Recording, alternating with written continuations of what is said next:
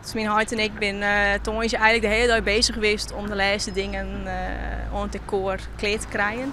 En nog een keer voor een letter krijg ik een telefoontje van Victoria van ja, het pand zit in de brand. Door de brand is het decor van de voorstelling op locatie verlengd. De voorstelling zou tussen 10 en 24 juli spelen worden. De tijd ontbreekt om voor die datum een nieuw decor te bouwen en een nieuwe locatie te vinden. Maar juist deze locatie wie belangrijk voor de voorstelling.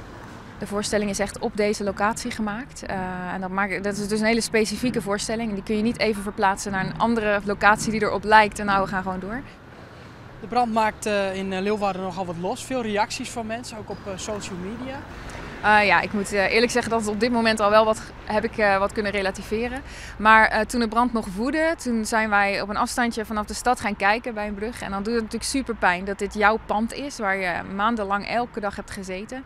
En dat mensen eigenlijk lachend foto's maken en daar opmerkingen bij maken.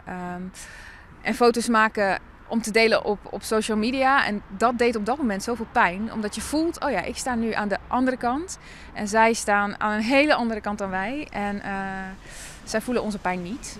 Hoe nu verder? Dat weten we ook nog niet. Morgen hebben we in ieder geval een afspraak met Carex om te kijken naar een nieuwe locatie. Nou, het is al best wel vroeg. Morgenavond gaan we ook met de spelers bij elkaar komen. En we gaan door met deze groep om een doorstart te maken over de voorstelling. Of met deze voorstelling, met ingrediënten van de voorstelling. Maar het wordt wel iets nieuws.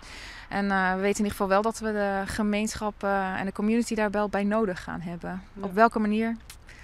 Dat weten we ook nog niet precies. Bij deze een oproep aan de Mierskip. Ja, zeker weten. Ja.